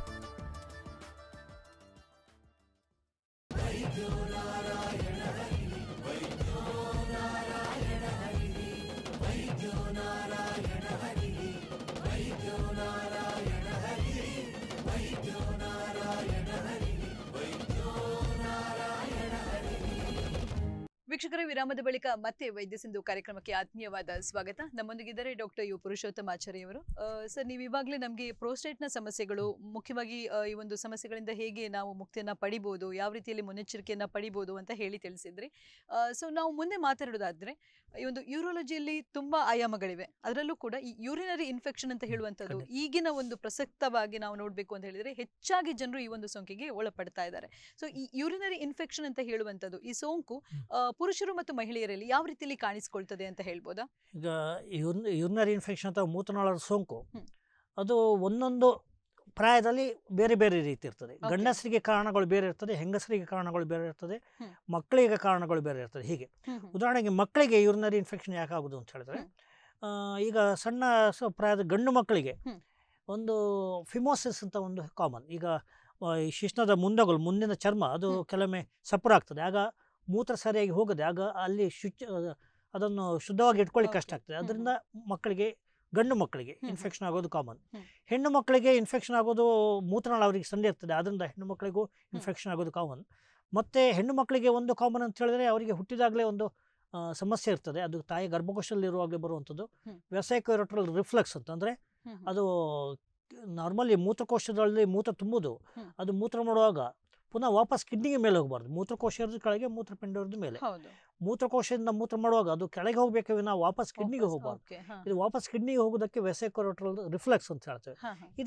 ಇದು ಹೆಣ್ಣು ಮಕ್ಕಳಲ್ಲಿ ಸ್ವಲ್ಪ ಜಾಸ್ತಿ ಇರೋದು, ಅದರಿಂದಾಗಿ infection ಆಗ್ಬೋದು. ಗಂಡು ಮಕ್ಕಳಲ್ಲಿ ಹೀಗಿದೆ ಪೋಸ್ಟೀರಿಯರ್ ಯೂರಿಥ್ರಲ್ ವಾಲ್ವ್ಸ್ ಅಂತ ಬರ್ತದೆ, ಅದು ಸಹ ತಾಯಿ ಹೊಟ್ಟೆಲಿರುವಾಗಲೇ ಆಗುವಂಥದ್ದು. ಅದು ಮೂತ್ರನಾಳದಲ್ಲಿರುವ ಅಡಚಣೆ, ಅದು ಗಂಡು ಮಕ್ಕಳಲ್ಲೇ ಇರೋದು, ಅದರಿಂದಾಗಿ ಮೂತ್ರ ಸರಿಯಾಗಿ ಹೋಗೋದೇ ಇನ್ಫೆಕ್ಷನ್ಗಳು ಬರ್ಬೋದು. ಇದು ಮಕ್ಕಳಿಗೆ ಇರುವ ಸಾಮಾನ್ಯ ಸಂಬಂಧಪಟ್ಟದ್ದು ಕಾಯಿಲೆಗಳು. ಸೊ ನಾವು ಅದವರಿಗೆ ಚಿಕಿತ್ಸೆ ಅವರು ಏನು ಸಮಸ್ಯೆ ಇದೆ ಅದರ ಮೇಲೆ ಹೋಗ್ತದೆ. ಓಕೆ, ಅಂದ್ರೆ ಚಿಕ್ಕ ಮಕ್ಕಳಿಂದ ಕೂಡ ಈ ಒಂದು ಯೂರಿನರಿ ಇನ್ಫೆಕ್ಷನ್ಗಳು ಸಾಧ್ಯ ಆಗ್ತದೆ ಅಂತ ಹೇಳ್ತೀರಾ. ಓಕೆ, ಮತ್ತೆ ಮುಂದೆ ಬಂದಾಗ ಮತ್ತೆ ಯುವಕ ಮತ್ತು ಯುವತಿಯರಲ್ಲಿ ಇನ್ಫೆಕ್ಷನ್ ಒಂದು 18-20 ವರ್ಷದವರಲ್ಲಿ ಹೆಚ್ಚಾಗಿ ಮೂತ್ರ ಸೋಂಕುಗಳು ಆಗುವ ಸಾಧ್ಯತೆಗಳು ತುಂಬಾ ಕಮ್ಮಿ. ಅವರಿಗೆ ಬೇರೆ ಏನಾದರೂ ಸಮಸ್ಯೆಗಳಿದ್ರೆ ಅದು ಆಗ್ಬೋದು. ಅದೇ ಮದುವೆ ಆದ್ಮೇಲೆ ಲೇಡೀಸಿಗೆ ಇನ್ಫೆಕ್ಷನ್ ಆಗೋದು ಮೂತ್ರ ಸೋಂಕು ಕಾಮನ್. ಯಾಕಂದ್ರೆ ಮೂತ್ರ ಮಾಡಿ ಅದು ಅವರಿಗೆ ಅದು ಅವರು ಗಂಡನೊಟ್ಟಿಗೆ ಕೂಡಿ ಆದಮೇಲೆ ಅವರಿಗೆ ಸಣ್ಣ ಸಣ್ಣ ಗಾಯಗೆ ಅದರಿಂದ ಸೋಂಕು ಆಗೋದು ತುಂಬ ಕಾಮನ್. ಅದಕ್ಕೆ ನಾವು ಹನಿಮೂನ್ ಸಿಸ್ಟೈಟಿಸ್ ಅಂತಲೇ ಹೇಳ್ತೇವೆ. ತುಂಬ ಕಾಮನ್ ಇದು. ಒಂದು ತಿಂಗಳಿಗೆ ಒಂದು ರೋಗಿಗಳು ಬರ್ತಾರೆ, ಅವರಿಗೆ ಚಿಂತೆ ಆಗ್ತದೆ ಏನು ಇದು ಹಾಗೆ ಅಂತ. ಆದರೆ ಇದು ಆಟೋಮೆಟಿಕಲಿ ಸ್ಲೋಲಿ ಸರಿ ಆಗ್ತದೆ. ಮತ್ತೆ ಒಂದು 45-50 ವರ್ಷ ಆದಮೇಲೆ ಗಂಡಸರಿಗೆ ಪ್ರೋಸ್ಟೇಟ್ ಸಮಸ್ಯೆಗಳಿಂದ ಇನ್ಫೆಕ್ಷನ್ ಆಗ್ತದೆ. ಅವರಿಗೆ ಮೂತ್ರ ಸರಿಯಾಗಿ ಹೋಗದೆ ಹಾಗೆಲ್ಲ ಮೂತ್ರದಲ್ಲಿ ಸೋಂಕಾಗ್ತದೆ. ಅದೇ ಹೆಂಗಸರಿಗೆ ಅದಾಗೋದು ಅವರಿಗೆ ಮೆನೋಪಾಸ್ ಅಂತ ಆಗ್ತದೆ. ಅಂದರೆ ಅವರಿಗೆ ಮುಟ್ಟು ನಿಲ್ಲುವ ಸಮಯ ಬಂದಾಗ ದೇಹದಲ್ಲಿ ಹಾರ್ಮೋನ್ ಹೆಚ್ಚು ಕಮ್ಮಿ ಆಗ್ತದೆ. ಹಾರ್ಮೋನ್ ಕಮ್ಮಿ ಆದ ಕೂಡಲೇ ಅವರಿಗೆ ಆ ಲೋಕಲ್ ರೆಸಿಸ್ಟೆನ್ಸ್ ಅಂತ ಇರೋದು ಕಮ್ಮಿ ಆಗ್ತದೆ. ಹಾಗೆ ಕಮ್ಮಿ ಆದ ಕೂಡಲೇ ಅವರಿಗೆ ಪುನಃ ಇನ್ಫೆಕ್ಷನ್ ಆಗೋದು ಶುರು ಆಗ್ತದೆ. ಇದು ತುಂಬ ಕಾಮನ್. ಒಂದು 50 ವರ್ಷ ಮುಟ್ಟು ನಿಂತಾದ ಕೂಡಲೇ ಶುರುವಾಗಲ್ಲ, ಅದು ಕೆಲವು ವರ್ಷ ಬಿಟ್ಟು ಅದು ಶುರು ಆಗ್ತದೆ. ಒಮ್ಮೆ ಶುರು ಆದರೆ ಅದು ಪದೇ ಪದೇ ಆಗೋದು ಕಾಮನ್. ಹೀಗೆ ನಾವು ಒಂದೊಂದು ಪ್ರಾಯದಲ್ಲಿ ಗಂಡಸರಿಗೆ ಬೇರೆ ಹೆಂಗಸರಿಗೆ ಬೇರೆ ಬೇರೆ ಬೇರೆ ಕಾರಣಗಳು ಇರ್ತದೆ ಮೂತ್ರ ಇನ್ಫೆಕ್ಷನ್ಗೆ. ಈಗ ಅದಕ್ಕೆ ಚಿಕಿತ್ಸೆಯೂ ಹಾಗೆ. ಈಗ ಗಂಡು ಮಕ್ಕಳಲ್ಲಿ ಉದಾಹರಣೆಗೆ ನಾನು ಹೇಳಿದೆ ಫಿಮೋಸಿಸ್ ಅಂತ ಇರ್ತದೆ. ಆ ಚರ್ಮ ನಾವು ಮೈನರ್ ಸರ್ಜರಿ ಅದು ಚರ್ಮ ತೆಗೆದು ಬಿಟ್ಟರೆ ಇನ್ಫೆಕ್ಷನ್ ಆಗೋ ಸಾಧ್ಯತೆ ಕಮ್ಮಿ ಆಗ್ತದೆ. ಈಗ ಪೋಸ್ಟೀರಿಯರ್ ಯೂರಥ್ರಲ್ ವಾಲ್ವ್ಸ್ ಅಂತ ಗಂಡು ಮಕ್ಕಳಲ್ಲಿ ಮಾತ್ರ ಇರೋದು. ಅದಕ್ಕೆ ನಾವು ದುರ್ಬೀನ್ ಹಾಕಿ ಆ ಬ್ಲಾಕ್ ಅಡಚಣೆಯನ್ನು ನಾವು ದುರ್ಬೀನ್ ಹಾಕಿ ಸರಿ ಮಾಡಬೇಕಾಗ್ತದೆ. ಅದೇ ಹೆಣ್ಣು ಮಕ್ಕಳಲ್ಲಿ ವೆಸೈಕೋರೆಟ್ರಲ್ ರಿಫ್ಲಕ್ಸ್ ಅಂತ ಇರ್ತದೆ. ರಿಫ್ಲಕ್ಸ್ ಅಂತ ಹೇಳಿದ್ರೆ ಅದು ಮೂತ್ರ ವಾಪಸ್ ಕಿಡ್ನಿಗೆ ಹೋಗೋದು. ಅದರಲ್ಲಿ ಬೇರೆ ಬೇರೆ ಗ್ರೇಡಿಂಗ್ ಇರ್ತದೆ. ಗ್ರೇಡ್ 1, 2, 3, 4, 5 ಅಂತ. ಗ್ರೇಡ್ 1 ಮತ್ತು 2ಕ್ಕೆ ಅದಕ್ಕೆ ಆಪರೇಷನ್ ನಾವು ಶಸ್ತ್ರಚಿಕಿತ್ಸೆಯನ್ನು ಮಾಡ್ಲಿಕ್ಕೆ ಹೋಗೋದಿಲ್ಲ. ಯಾಕಂದ್ರೆ ಅದು ಅವರು ಜಾಸ್ತಿ ಏಜ್ ಆದಾಗೆ ಅವರಿಗೆ ಅದು ಆಟೋಮೆಟಿಕಲಿ ಸರಿ ಹಾಕೊಂಡು ಬರ್ತದೆ. ಅದೇ ಗ್ರೇಡ್ 4, 5 ಅಲ್ಲ, ಅದಕ್ಕೆ ಶಸ್ತ್ರಚಿಕಿತ್ಸೆ ಬೇಕು. ಆದರೆ ಈಗ ಅದಕ್ಕೆ ಲ್ಯಾಪ್ರೋಸ್ಕೋಪಿ ಬೇರೆ ಬೇರೆ ವಿಧದ ಶಸ್ತ್ರಚಿಕಿತ್ಸೆಗಳಿವೆ. ಇದು ಮಕ್ಕಳಲ್ಲಿ. ಹಾಗೆ ಬೇರೆ ಬೇರೆ ಏಜಿನವ್ರಿಗೆ ಹೆಚ್ಚಿನವ್ರಿಗೆ ಎಲ್ಲರಿಗೂ ಮದ್ದು. ಆದರೆ ಗಂಡಸರಿಗೆ ಶುಕ್ಲಗ್ರಂಥಿ ಅಥವಾ ಕಲ್ಲಿಂದಾಗಿ ಹಾಗೆಲ್ಲ ಇನ್ಫೆಕ್ಷನ್ಗಳು ಸೋಂಕುಗಳಾದರೆ ಅದಕ್ಕೆ ಮದ್ದಿನಲ್ಲಿ ಸರಿಯಾಗಿದ್ರೆ ಅದಕ್ಕೆ ಶಸ್ತ್ರಚಿಕಿತ್ಸೆ ಬೇಕು. ಅದೇ ಹೆಂಗಸರಿಗೆ ಮೆನೋಪಾಸ್ ಆದಮೇಲೆ ಇನ್ನು ಸೋಂಕಾದರೆ ಅವರಿಗೆ ನಾವು ಮದ್ದು ಕೊಟ್ಟು ನೋಡ್ತೇವೆ. ಆದರೆ ಪುನಃ ಆದರೆ ನಾವು ಹಾರ್ಮೋನ್ ರಿಪ್ಲೇಸ್ಮೆಂಟ್ ಥೆರಪಿ ಅಂತ ಮಾಡ್ತೇವೆ. ಅದರಲ್ಲಿ ಹಾರ್ಮೋನ್ ಸ್ವಲ್ಪ ಅವರಿಗೆ ಅಡಿಷನಲ್ ಆಗಿ ಕೊಟ್ಟರೆ, ಕೆಲವು ಜೆಲ್ ಬರ್ತದೆ, ಟ್ಯಾಬ್ಲೆಟ್ಗಳು ಬರ್ತವೆ ಅಥವಾ ಹಾಗೆಲ್ಲ ಕೊಟ್ಟರೆ ಅವರಿಗೆ ಪುನಃ ಸೋಂಕುಗಳ ಸಾಧ್ಯತೆ ಕಮ್ಮಿ ಆಗ್ತದೆ. ಡಾಕ್ಟರ್, ಹಾಗಾದ್ರೆ ಈ ಒಂದು ಸೋಂಕಿನ ಒಂದು ಲಕ್ಷಣಗಳು ಯಾವ ರೀತಿಯಲ್ಲಿ ಇರ್ತದೆ ಅಂತ ಹೇಳ್ಬೋದಾ? ಸೋಂಕಿನ ಲಕ್ಷಣ ಈಗ ಈಗ ಉದಾಹರಣೆಗೆ ಸಣ್ಣ ಮಕ್ಕಳಿಗೆ ಅವರಿಗೆ ಸೋಂಕು ಆದರೆ ಅವರಿಗೆ ಹೇಳಲಿಕ್ಕೆ ಬರೋಲ್ಲ.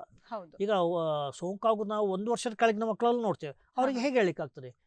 ಅವರಿಗೆ ಅಂತ ಹೇಳಿದ್ರೆ ಜ್ವರ ಬರೋದು ಪದೇ ಪದೇ, ಏನು ಕಾರಣ ಇಲ್ಲ. ಈಗ ಶೀತ ಕೆಮ್ಮು 1 ವರ್ಷದ ಕೆಳಗಿನ ಮಕ್ಕಳಿಗೆ ಶೀತ ಕೆಮ್ಮು ಬಂದು ಜ್ವರ ಬರೋದು ಅತ್ಯಂತ ಸಾಮಾನ್ಯ. ಆದರೆ ಏನು ಕಾರಣ ಇಲ್ಲದೆ ಜ್ವರ ಬರೋದು ಅಥವಾ ಏನು ಕಾರಣ ಇಲ್ಲದೆ ಹೊಟ್ಟೆ ಹಿಡ್ಕೊಂಡು ಅಳುದು, ಹೀಗೆಲ್ಲ ಮಾಡಿದ ಒಂದು ಸಂಶಯ ಬರ್ತದೆ. ಆಗ ನಾವು ಮೂತ್ರ ಪರೀಕ್ಷೆ ಮಾಡಿದ್ರೆ ಗೊತ್ತಾಗ್ತದೆ. ಸೊ ನಮಗೆ ಹೈ ಇಂಡೆಕ್ಸ್ ಆಫ್ ಸಸ್ಪಿಷನ್ ಅಂತ, ನಮಗೆ ಹೀಗೆ ಆಗ್ಬೋದು ಅಂತ ಗೊತ್ತಿದ್ರೆ ನಾವು ಅದನ್ನು ಪರೀಕ್ಷೆ ಮಾಡ್ಲಿಕ್ಕೆ ಆಗ್ತದೆ. ಸೊ ಕೆಲವು ಮಕ್ಕಳಿಗೆ ಮೂತ್ರದ ಸಮಸ್ಯೆ ಇರೋದಿಲ್ಲ, ಆದರೆ ಲೂಸ್ ಮೋಷನ್ ಆಗ್ತದೆ, ಪದೇ ಪದೇ ಲೂಸ್ ಮೋಷನ್. ನಾವು ಮೂತ್ರ ಪರೀಕ್ಷೆ ಮಾಡಿದಾಗ ಅದರಲ್ಲಿ ಇನ್ಫೆಕ್ಷನ್ ಅಂತ ಗೊತ್ತಾಗ್ತದೆ. ಹೀಗೆ ಅದೇ ದೊಡ್ಡ ಮಕ್ಕಳಾದರೆ ಅವರಿಗೆ ಹೊಟ್ಟೆ ನೋವು ಅಂತ ಹೇಳಿಕ್ಕೆ ಶುರು ಮಾಡ್ತಾರೆ, ಅದು ಮಕ್ಕಳಲ್ಲಿ. ಅಥವಾ ಪದೇ ಪದೇ ಮೂತ್ರ ಮಾಡೋದು. ಕೆಲವು ಮಕ್ಕಳಿಗೆ ಮೂತ್ರ ಕಟ್ಟಿಕೊಳ್ಳಿಕ್ಕೆ ಕಷ್ಟ ಆಗೋದು, ಒದ್ದೆ ಆಗೋದು, ಪದೇ ಪದೇ ಮೂತ್ರಕ್ಕೆ ಹೋಗೋದು ಅಥವಾ ಕಟ್ಟಿಕೊಳ್ಳಿಕ್ಕೆ ಕಷ್ಟ ಆಗಿ ಒದ್ದಾಗೋದು, ಹೀಗೆಲ್ಲ ಇದು ಸಣ್ಣ ಮಕ್ಕಳಿಗೆ. ದೊಡ್ಡವರಲ್ಲಿ ಹೆಚ್ಚಾಗಿ ಮೂತ್ರ ಉರಿ ಬರೋದು. ಮೂತ್ರ ಮಾಡುವಾಗ ಸಣ್ಣದು ಉರಿ ಬರೋದು, ಮೂತ್ರನಾಳದ ಉರಿಯುತ್ತ ಅಂತ ಇನ್ಫ್ಲಮೇಷನ್ ಆಗಿ ಉರಿ ಬರೋದು, ಅಥವಾ ಪದೇ ಪದೇ ಮೂತ್ರಕ್ಕೆ ಹೋಗೋದು, ಮೂತ್ರ ಕಟ್ಟಿಕೊಳ್ಳಿಕ್ಕೆ ಕಷ್ಟ ಆಗೋದು, ಮೂತ್ರ ಒದ್ದೆ ಆಗೋದು, ಮೂತ್ರ ಮಾಡ್ಲಿಕ್ಕೆ ಕಷ್ಟ ಆಗೋದು, ಇದೆಲ್ಲ ಹೊಟ್ಟೆ ನೋವು ತುಂಬ ಜಾಸ್ತಿ. ಈ ಇನ್ಫೆಕ್ಷನ್ ಸೋಂಕು ತುಂಬ ಜಾಸ್ತಿ ಆದರೆ ಜ್ವರ ಬರೋದು, ವಾಂತಿ, ಹೀಗೆಲ್ಲ. ಕೆಲವರಿಗೆ BP ಕಮ್ಮಿಯಾಗಿ ಅಡ್ಮಿಟ್ ಆಗಿ ನಾವು IV ಆಂಟಿಬಯೋಟಿಕ್ ಕೊಟ್ಟದ್ದು ಉಂಟು. ಹೀಗೆ ಬೇರೆ ಬೇರೆ ಲಕ್ಷಣ ಇರ್ತದೆ. ಹಾಗೆ ಡಾಕ್ಟರ್, ಈ ಒಂದು ಡಯಾಬಿಟಿಸ್ ಕಾಯಿಲೆ ಇರುವವರಿಗೆ ಈ ಒಂದು ಯೂರಿನರಿ ಇನ್ಫೆಕ್ಷನ್ ಅಂತ ಹೇಳುವಂತದ್ದು ಅದು ಅದನ್ನು ಹೇಳಿಕ್ಕೆ ನಾನು ಹೇಳಬೇಕಿತ್ತು. ಕೆಲವರಿಗೆ ನಮ್ಮ ಹತ್ರ ಬರ್ತಾರೆ, ಅವರಿಗೆ ಖಾಲಿ ವೀಕ್ನೆಸ್ ಮಾತ್ರ ಇರ್ತದೆ, ಏನಿರಲ್ಲ. ಅವರಿಗೆ ಡಯಾಬಿಟಿಸ್ ತುಂಬ ವರ್ಷದಿಂದ ಇರ್ತದೆ. ಅಂಥವರಿಗೆ ನಾವು ಮೂತ್ರ ಪರೀಕ್ಷೆ ಮಾಡಿದಾಗ ಅವರಿಗೆ ಮೂತ್ರದಲ್ಲಿ ಇನ್ಫೆಕ್ಷನ್ ಅಂತ ಇರ್ತದೆ.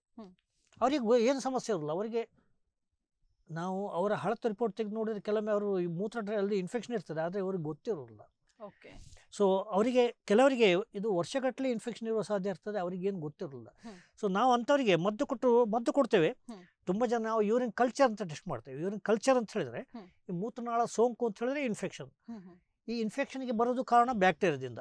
ಕಲ್ಚರ್ ಟೆಸ್ಟ್ ಅಂತ ಹೇಳಿದ್ರೆ ಯಾವ ಬ್ಯಾಕ್ಟೀರಿಯಾದಿಂದ ಅಂತ, ಅದರಲ್ಲಿ ಎಷ್ಟು ಬ್ಯಾಕ್ಟೀರಿಯಾ ಉಂಟು, ಅದಕ್ಕೆ ಯಾವ ಮದ್ದು ಆಂಟಿಬಯೋಟಿಕ್ ವರ್ಕ್ ಆಗ್ತದೆ ಅಂತ ಕೆಲವೊಮ್ಮೆ ನಮಗೆ ಕಲ್ಚರ್ ಟೆಸ್ಟ್ನಲ್ಲಿ ಗೊತ್ತಾಗ್ತದೆ. ಅಂದ್ರೆ ಇನ್ ಡೀಟೇಲ್ ಆಗಿ ಗೊತ್ತಾಗ್ತದೆ ಯಾವ ಮದ್ದು ಇದಕ್ಕೆ, ಈ ಬ್ಯಾಕ್ಟೀರಿಯಾಕ್ಕೆ ಈ ಮದ್ದು ನಾಡ್ತದೆ ಅಂತ ಗೊತ್ತಾಗ್ತದೆ. ಹಾಗೆ ಅದನ್ನು ನೋಡಿ ನಾವು ಮದ್ದು ಕೊಟ್ಟರೆ, ನಾವು ಎಲ್ಲ ಕಲ್ಚರ್ ಎಲ್ಲ ಇನ್ಫೆಕ್ಷನ್ಗೂ ಇದು ಕೊಡ್ತೇವೆ. ಇದು ಮದ್ದು ಕೊಟ್ಟರೆ ಡಯಾಬಿಟಿಸ್ನವರಿಗೆ ಹೆಚ್ಚಾಗಿ ಗುಣ ಆಗ್ತದೆ. ಆದರೆ ಕೆಲವರಿಗೆ ಏನು ಮಾಡಿದರೂ ಗುಣ ಆಗೋಲ್ಲ. ಸೊ ನಮಗೆ ಇನ್ಫೆಕ್ಷನ್ ಹೆಚ್ಚಾಗಿ 199 ಜನರಿಗೆ ನಾವು ಕ್ಲಿಯರ್ ಮಾಡ್ಲಿಕ್ಕೆ ಆಗ್ತದೆ.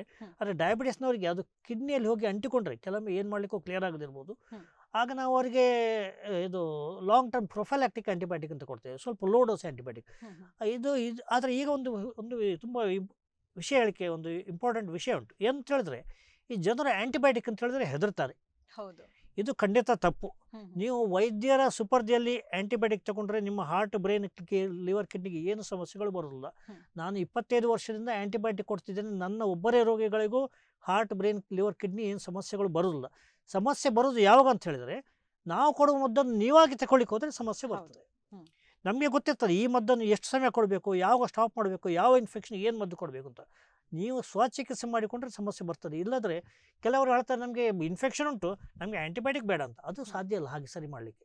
ಯಾಕಂದರೆ ಅವರಿಗೆ ಎಲ್ಲ ಕಡೆ ಓದಿರ್ತಾರೆ, ಆ್ಯಂಟಿಬಯೋಟಿಕ್ ತಗೊಂಡ್ರೆ ಅದು ಸಮಸ್ಯೆ ಬರ್ತದೆ, ಇದು ಸಮಸ್ಯೆ ಬರ್ತದೆ. ಇಲ್ಲ, ನಾವು ಹೇಳಿದಾಗೆ ಆ್ಯಂಟಿಬಯೋಟಿಕ್ ತಗೊಂಡ್ರೆ ಖಂಡಿತ ಸಮಸ್ಯೆಗಳು ಬರುವುದಿಲ್ಲ. ಸ್ವಲ್ಪ ಸ್ವಲ್ಪ ಮೈನರ್ ಅಲರ್ಜಿ ಅದೆಲ್ಲ ಯಾರಿಗೆ ಬೇಕಾದ್ರೂ ಆಗ್ಬೋದು. ಮೇಜರ್ ಸಮಸ್ಯೆಗಳು ನಾನು ಬಂದದ್ದು ಇದುವರೆಗೂ ನೋಡಲಿಲ್ಲ. ಅಂದ್ರೆ ನಾವೇ ಮೆಡಿಕಲ್ಗೆ ಹೋಗಿ ನಮಗೆ ಖುಷಿ ಬಂದಾಗೆ ಓವರ್ ದ ಕೌಂಟರ್ ಮೆಡಿಕೇಶನ್. ನೀವು ಮೆಡಿಕಲ್ ಶಾಪಿಗೆ ಹೋಗ್ತಾ ನನಗೆ ಜ್ವರ ಉಂಟು ಮದ್ದು ಕೊಡಿ ಅಂತ ಆ್ಯಂಟಿಬಯೋಟಿಕ್ ತಗೊಂಡ್ರೆ ಹಾಗಿದ್ರಲ್ಲೆಲ್ಲ ಸಮಸ್ಯೆಗಳು ಬರ್ಬೋದು. ಯಾಕಂದ್ರೆ ನಮಗೆ ಅಲ್ಲಿ ಕಾರಣ ಹುಡುಕಲ್ಲ, ನಿಮ್ಗೆ ಎಷ್ಟು ಸಮಸ್ಯೆ ಉಂಟು ಹುಡುಕಲ್ಲ. ಒಟ್ಟಾರೆ ಮದ್ದು ತಗೊಂಡ್ರೆ ಆ್ಯಂಟಿಬಯೋಟಿಕ್ನ ಸಮಸ್ಯೆ ಬರ್ಬೋದು. ಆದರೆ ನೀವು ವೈದ್ಯರು ಹೇಳಿದಾಗ ಆ್ಯಂಟಿಬಯೋಟಿಕ್ ತಗೊಂಡ್ರೆ ನಿಮ್ಗೆ ಸಮಸ್ಯೆಗಳು ಬರೋದಿಲ್ಲ.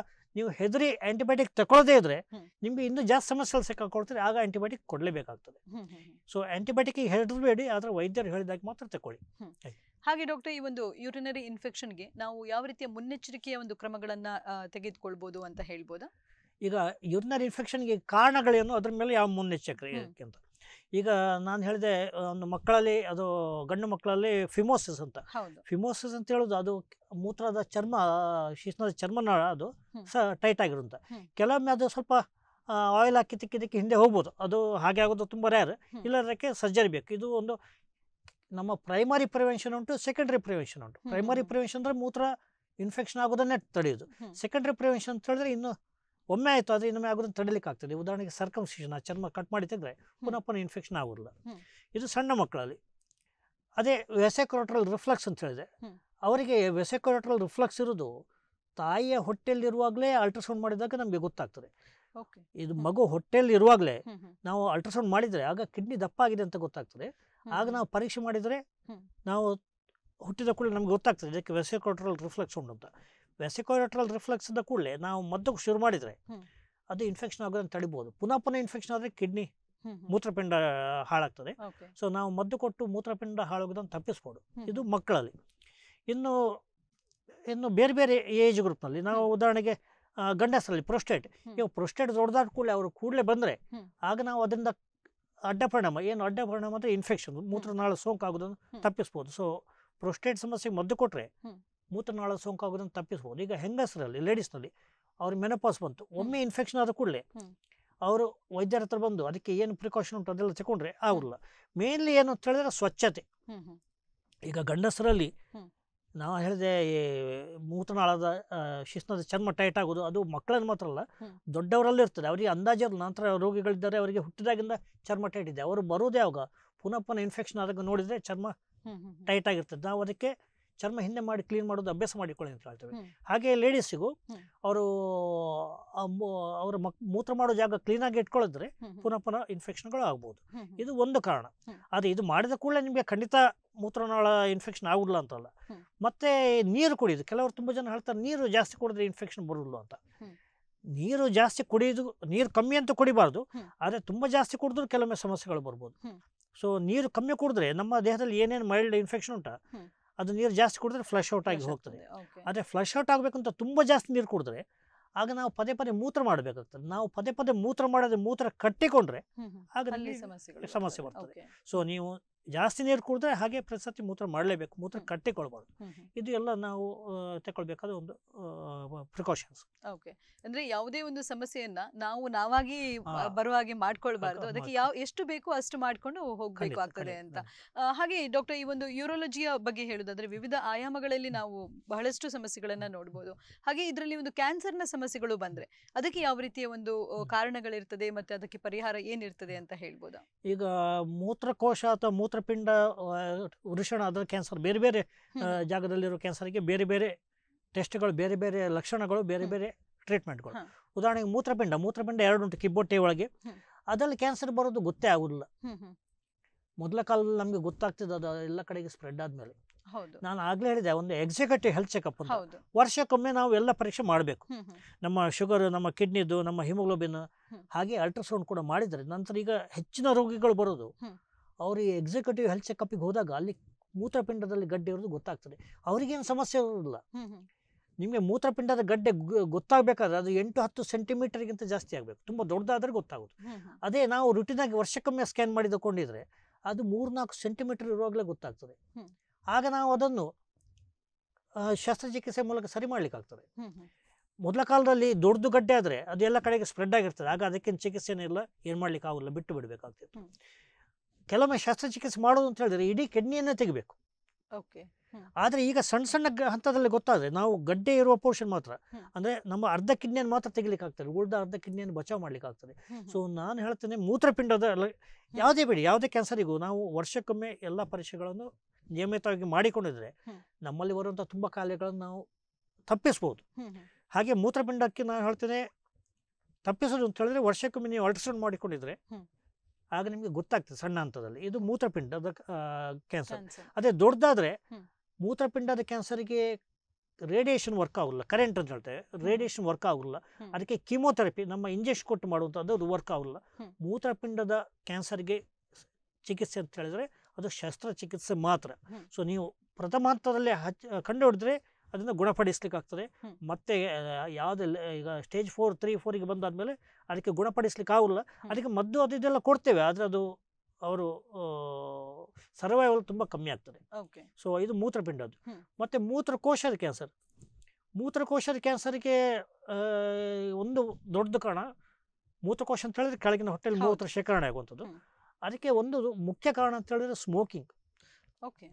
ಈಗ ನನ್ನ ಹತ್ರ ರೋಗಿಗಳು ಬರ್ತಾರೆ, ಅವರಿಗೆ ಸ್ಮೋಕಿಂಗ್ ಕಾಸಸ್ ಕ್ಯಾನ್ಸರ್ ಅಂತ ಪ್ಯಾಕ್ನಲ್ಲೇ ಇರ್ತದೆ. ನಮ್ಮ ಬಾಯಿಯ ನಾಲಿಗೆ ಕ್ಯಾನ್ಸರ್ ಬರೋದು ಕಾಮನ್, ಥ್ರೋಟ್ ಕ್ಯಾನ್ಸರ್ ಬರೋದು ಗೊತ್ತಿರ್ತದೆ, ಅನ್ನನಾಳ ಶ್ವಾಸ ಕ್ಯಾನ್ಸರ್ ಅದರಿಂದ ಅವರು ಸಿಗರೆಟ್ ಸ್ಮೋಕನ್ನು ನುಂಗ್ತಾರೆ. ಜಠರದ ಕ್ಯಾನ್ಸರ್ ಬರ್ಬೋದು, ಯಾಕಂದರೆ ನುಂಗ್ತಾರೆ ಸ್ಮೋಕನ್ನು. ಶ್ವಾಸಕೋಶದ ಕ್ಯಾನ್ಸರ್ ಬರೋದು ಯಾಕಂದರೆ ಅವರು ನುಂಗ್ತಾರೆ ಶ್ವಾಸಕೋಶ. ಆದರೆ ಮೂತ್ರಕೋಶಕ್ಕೂ ಸ್ಮೋಕಿಂಗ್ ಏನು ಸಂಬಂಧ, ಇದು ಜನರಿಗೆ ಗೊತ್ತಿಲ್ಲ. ನಾವು ಸ್ಮೋಕಿಂಗ್ ಮಾಡುವಾಗ ಅದರಲ್ಲೇ ಇರುವ ಒಂದು 40-50 ಕೆಮಿಕಲ್ ನಮ್ಮ ರಕ್ತಕ್ಕೆ ಹೋಗ್ತದೆ. ರಕ್ತಕ್ಕೆ ಹೋಗಿ ಅದು ಫಿಲ್ಟರ್ ಆಗೋದಿಲ್ಲ ಕಿಡ್ನಿಯಿಂದ ಫಿಲ್ಟರ್ ಆಗಿ ಮೂತ್ರಕೋಶಕ್ಕೆ ಬಂದು ಮೂತ್ರಕೋಶಕ್ಕೆ ಕ್ಯಾನ್ಸರ್ ಆಗ್ತದೆ. ಇದು ತುಂಬ ಕಾಮನ್. ಮೂತ್ರಕೋಶಕ್ಕೆ ಇರುವ ಒಂದೇ ಪ್ರೂವನ್ ಕಾರಣ ಅಂತ ಹೇಳಿದ್ರೆ ಸ್ಮೋಕಿಂಗ್. ಅದು ನೀವು ಈಗಲ್ಲ, ಒಂದು 20 ವರ್ಷ ಮೊದಲು ಸ್ಮೋಕಿಂಗ್ ಮಾಡಿ ಬಿಟ್ಟರು ಈಗ ಕ್ಯಾನ್ಸರ್ ಬರ್ಬೋದು. ಇದು ಮೂತ್ರಕೋಶದ ಕ್ಯಾನ್ಸರ್. ಮೂತ್ರಕೋಶದ ಕ್ಯಾನ್ಸರಿಗೂ ಹಾಗೆ, ಮೂತ್ರಕೋಶದ ಕ್ಯಾನ್ಸರ್ ಹೆಚ್ಚಾಗಿ ಸಮಸ್ಯೆ ಕೊಡ್ತದೆ. ಕಿಡ್ನಿ ಕ್ಯಾನ್ಸರ್ಗಳಿಗೆ ಅದು ಸಮಸ್ಯೆ ಕೊಡುವಾಗ ತುಂಬ ಲೇಟ್ ಆಗಿರುತ್ತೆ ಅಂತ. ಮೂತ್ರಕೋಶದ ಕ್ಯಾನ್ಸರ್ನಲ್ಲಿ ಹೆಚ್ಚಾಗಿ ಮೂತ್ರದಲ್ಲಿ ಬ್ಲಡ್ ಹೋಗ್ತದೆ. ಕಾರಣ ಇಲ್ಲದೆ ನಿಮಗೆ ಮೂತ್ರ ಮಾಡುವಾಗ ರಕ್ತ ಹೋದರೆ ನೀವು ಖಂಡಿತ ಸ್ಕ್ಯಾನ್ ಅಲ್ಟ್ರಾಸೌಂಡ್ ಮಾಡಲೇಬೇಕು. ಅಲ್ಟ್ರಾಸೌಂಡ್ ಮಾಡಿದಾಗ ಕ್ಯಾನ್ಸರ್ ಇದೆ ಅಂತ ಗೊತ್ತಾದರೆ ನಾವು CT ಸ್ಕ್ಯಾನ್ ಅಂತ ಮಾಡ್ತೇವೆ, ಅದು ಯಾವ ಸ್ಟೇಜ್ನಲ್ಲಿ ಇದೆ ಮೂತ್ರಕೋಶದ ಕ್ಯಾನ್ಸರ್ ಅಂತ. ಆದಮೇಲೆ ಅದಕ್ಕೆ ಶಸ್ತ್ರಚಿಕಿತ್ಸೆ ಉಂಟು, ಅಥವಾ ರೇಡಿಯೇಷನ್ ಅಂತ, ಕೀಮೋಥೆರಪಿ ಮತ್ತು ರೇಡಿಯೇಷನ್ ಕಂಬೈನ್ ಮಾಡ್ತೇವೆ. ಅದು ಯಾವ ಹಂತದಲ್ಲಿ ಗೊತ್ತಾದರೆ ಸುಲಭ. ಈಗ ಸ್ಟೇಜ್ 1ನಲ್ಲೇ ಗೊತ್ತಾದರೆ ನಾವು ಖಾಲಿ ದುರ್ಬಿನ್ ಹಾಕಿ ಖಾಲಿ ಕ್ಯಾನ್ಸರ್ ಮಾತ್ರ ತೆಗೆದು ಬಿಡಲಿಕ್ಕಾಗ್ತದೆ. ಅದೇ ಸ್ಟೇಜ್ ಜಾಸ್ತಿ ಆದಾಗೆ ನಾವು ಇಡೀ ಮೂತ್ರಕೋಶವನ್ನೇ ತೆಗಿಬೇಕಾಗ್ತದೆ. ಈಗ ಮೂತ್ರಕೋಶವನ್ನೇ ತೆಗೆದ್ರೆ ರೋಗಿ ಮೂತ್ರ ಮಾಡೋದ್ರಿಂದ ಆಗ ಅದಕ್ಕೆ ಒಂದು ದೊಡ್ಡ 4-6 ಗಂಟೆಯ ಆಪರೇಷನ್ ಬೇಕಾಗ್ತದೆ. ಹೊಸ ಮೂತ್ರಕೋಶವನ್ನು ಕನ್ಸ್ಟ್ರಕ್ಟ್ ಮಾಡಿ ಅದಕ್ಕೆ ಪೈಪ್ ಹಾಕಿ ಮೂತ್ರ ತೆಗೆಯುವಾಗ ಹೀಗೆಲ್ಲ ಸಮಸ್ಯೆಗಳು ತುಂಬ ಬರ್ತದೆ. ಸೊ ನಿಮಗೆ ಏನಾದರೂ ಸಮಸ್ಯೆಗಳು ಕಂಡು ಬಂದರೆ ಯಾವುದನ್ನು ನೆಗ್ಲೆಕ್ಟ್ ಮಾಡಬೇಡಿ. ಕೆಲವರಿಗೆ ಈಗ ಡಾಕ್ಟರ್ ಅಂತ ಹತ್ರ ಹೋಗು ಅಂತ ಹೇಳಿದ್ರೆ ಅಲರ್ಜಿ, ಅದು ಇದು ಚಿಕಿತ್ಸೆ ಮಾಡಿಕೊಂಡು ಬರ್ತಾರೆ, ಬರುವಾಗ ನಮ್ಮ ಹತ್ರ ತುಂಬ ಲೇಟ್ ಆಗಿರ್ತದೆ. ಹಾಗೆ ಮಾಡಿಕೊಳ್ಬೇಡಿ. ನಿಮ್ಗೆ ಏನೋ ಸಮಸ್ಯೆಗಳಿದ್ರೆ ವೈದ್ಯರ ಹತ್ರ ಹೋಗಿ ಪರೀಕ್ಷೆ ಮಾಡಿಕೊಳ್ಳಿ. ಇದು ಮೂತ್ರಕೋಶದ ಕ್ಯಾನ್ಸರ್. ನೀವು ಮೂತ್ರದಲ್ಲಿ ರಕ್ತ ಹೋದರೆ ಖಂಡಿತ ವೈದ್ಯರ ಹತ್ರ ಹೋಗಬೇಕು. ಮತ್ತು ವೃಷಣದ ಕ್ಯಾನ್ಸರ್ ಅಂತ ಹೇಳೋದು ಹೆಚ್ಚಾಗಿ ಒಂದು 20-30 ವರ್ಷದವರಿಗೆ ಕಂಡು ಬರುವಂಥದ್ದು. ಅದು ವೃಷಣ ಗಟ್ಟಿ ಆಗ್ತದೆ, ಒಂದು ನಮ್ಮ ಹತ್ರ ಬರ್ತಾರೆ, ಅದಕ್ಕೆ ಬೇರೆ ಬೇರೆ ಸ್ಟೇಜ್ನಲ್ಲಿ ಬೇರೆ ಬೇರೆ ಟ್ರೀಟ್ಮೆಂಟ್ ಉಂಟು. ಹೀಗೆ ಒಂದೊಂದು ಎಲ್ಲೆಲ್ಲಿ ಕ್ಯಾನ್ಸರ್ ಉಂಟು ಅದರ ಮೇಲೆ. ಪ್ರೋಸ್ಟೇಟ್ ಕ್ಯಾನ್ಸರ್ ಆಗಲೇ ಮಾತಾಡಿದೆ. ಸೊ ಒಂದೊಂದು ಎಲ್ಲಿ ಕ್ಯಾನ್ಸರ್ ಆಗ್ತದೆ ಅದರ ಲಕ್ಷಣ ಬೇರೆ ಬೇರೆ ರೀತಿ ಇರ್ತದೆ, ಅದಕ್ಕೆ ಪರೀಕ್ಷೆಗಳು ಬೇರೆ ಬೇರೆ, ಅದಕ್ಕೆ ಚಿಕಿತ್ಸೆಗಳು ಬೇರೆ ಬೇರೆ. ಹಾಗೆ ಡಾಕ್ಟರ್, ನೀವೀಗ ಈ ಮೂತ್ರಕೋಶದ ಟ್ರಾನ್ಸ್ಪ್ಲಾಂಟೇಶನ್ ಬಗ್ಗೆ ಹೇಳಿದ್ರೆ, ಅದು ಚಿಕಿತ್ಸೆ ನಮ್ಮ ಉಡುಪಿಯ ಒಂದು ಭಾಗದಲ್ಲಿ ಸಿಗ್ತದಾ, ಹೇಗೆ ಮಾಡ್ತಾ ಇದ್ದೀರಾ ನೀವು? ಮೂತ್ರಪಿಂಡದ ಟ್ರಾನ್ಸ್ಪ್ಲಾಂಟ್ ಈಗ ಯಾರಿಗೆ ಕಿಡ್ನಿ ಕೆಲಸ ಮಾಡೋದಿಲ್ವಾ, ಅದಕ್ಕೆ ಗ್ರೇಡಿಂಗ್ ಉಂಟು. ನಾವು ಯಾವ ಸ್ಟೇಜ್ನಲ್ಲಿ ಉಂಟು ಅಂತ, ರೀನಲ್ ಫೇಲ್ಯೂರ್ ಅಂತ. ನಾವು ತುಂಬ ಕ್ರಿಯಾಟಿನ್ ಅಂತ ನಮಗೆ ಅದು ಮೇನ್ ಬೇಕಾಗ ರಕ್ತ ಪರೀಕ್ಷೆ. ಕ್ರಿಯಾಟಿನ್ ನಾರ್ಮಲಿ 1.1, 1.2, 1.3 ಇದ್ರೆ ಅದು ಕಿಡ್ನಿ ಸರಿಯಾಗಿ ಕೆಲಸ ಮಾಡ್ತಾ ಉಂಟು. ಕ್ರಿಯಾಟಿನ್ ಜಾಸ್ತಿ ಆದಾಗೆ ಕಿಡ್ನಿ ಕೆಲಸ ಮಾಡುವ ಸಾಧ್ಯತೆ ಕಮ್ಮಿ ಆಗ್ತಾ ಉಂಟು. ಕಿಡ್ನಿ ಕೆಲಸ ಮಾಡೋದು ಕಮ್ಮಿ ಇದ್ರೆ ಕ್ರಿಯಾಟಿನ್ ಆಟೋಮೆಟಿಕಲಿ ಜಾಸ್ತಿ ಆಗ್ತದೆ. ಸೊ ಕ್ರಿಯಾಟಿನ್ ತುಂಬ ಜಾಸ್ತಿ ಆದರೆ ಒಂದು 4-5 ತನಕ ನಾವು ಮದ್ದು ಕೊಟ್ಟು ಅದನ್ನು ಕಂಟ್ರೋಲ್ ಮಾಡ್ಲಿಕ್ಕೆ ಆಗ್ತದೆ. ಅಂದರೆ ಅವರ ಸಮಸ್ಯೆಗಳೇನು ಬರ್ತದ ಅದನ್ನು ಮದ್ದು ಕೊಟ್ಟು ಕಂಟ್ರೋಲ್ ಮಾಡ್ಲಿಕ್ಕೆ ಆಗ್ತದೆ. ಯಾವಾಗ ಅದನ್ನು ಕಂಟ್ರೋಲ್ ಮಾಡ್ಲಿಕ್ಕೆ ಆಗುದಿಲ್ವ ಅವರಿಗೆ ಡಯಾಲಿಸಿಸ್ ಬೇಕಾಗ್ತದೆ. ಡಯಾಲಿಸಿಸ್ ಕೆಲವರಿಗೆ ಸಣ್ಣ ಪ್ರಾಯದವರು ಅವರಿಗೆ ಡಯಾಲಿಸಿಸ್ ಮಾಡಿಸ್ಕೊಳ್ಳಿಕ್ಕೆ ಇಷ್ಟ ಇಲ್ಲ ಅಂತ ಹೇಳಿದ್ರೆ ಕಿಡ್ನಿ ಕಸಿ ಮಾಡೋದು, ಬೇರೆಯವರ ಕಿಡ್ನಿ ತೆಗೆದು ಹಾಕೋದು. ಆದರೆ ಇದು ಸದ್ಯಕ್ಕೆ ಉಡುಪಿಯಲ್ಲಿಲ್ಲ, ಮಣಿಪಾಲದಲ್ಲಿ ಉಂಟು. ಹಾಗೆ ಡಾಕ್ಟರ್, ನೀವು ಈ ಒಂದು ಯೂರೋಲಜಿಗೆ ಸಂಬಂಧಪಟ್ಟಂತೆ ಬಹಳಷ್ಟು ಮಾಹಿತಿಯನ್ನ ನೀಡಿದ್ದೀರಾ. ಈ ಒಂದು ಮೂತ್ರಕೋಶದ ಅಥವಾ ಮೂತ್ರಪಿಂಡದ ಇದರ ಸಮಸ್ಯೆಗಳು ಇರ್ಬೋದು, ಅಥವಾ ಯೂರಿನರಿ ಇನ್ಫೆಕ್ಷನ್ ಇರ್ಬೋದು, ಮತ್ತು ಪುರುಷರಲ್ಲಿ ಕಾಣಿಸಿಗುವಂತಹ ಒಂದು ಪ್ರೋಸ್ಟೇಟ್ನ ಸಮಸ್ಯೆಗಳು ಇರ್ಬೋದು, ಬಹಳಷ್ಟು ಮಾಹಿತಿಯನ್ನ ನೀಡಿದ್ದೀರಾ. ಹಾಗೆ ಈ ಎಲ್ಲ ಮಾಹಿತಿಯನ್ನ ನೀಡಿ ನಮ್ಮ ಈ ಕಾರ್ಯಕ್ರಮಕ್ಕೆ ಬಂದದಕ್ಕಾಗಿ ನಿಮಗೆ ಧನ್ಯವಾದಗಳು. ವೀಕ್ಷಕರೇ, ನಮ್ಮ ಇಂದಿನ ಸಂಚಿಕೆಯಲ್ಲಿ ನಾವು ನಿಮಗೆ ನೀಡಿದ ಮಾಹಿತಿ ಉಪಯುಕ್ತವಾಗಿದೆ ಅಂತ ಹೇಳಿ ಭಾವಿಸ್ತಾ ನಮ್ಮ ಇಂದಿನ ಕಾರ್ಯಕ್ರಮವನ್ನ ಇಲ್ಲಿಗೆ ಮುಗಿಸ್ತಾ ಇದ್ದೇವೆ. ಮುಂದಿನ ಸಂಚಿಕೆಯಲ್ಲಿ ಮತ್ತೆ ಭೇಟಿಯಾಗೋಣ. ವಂದನೆಗಳು.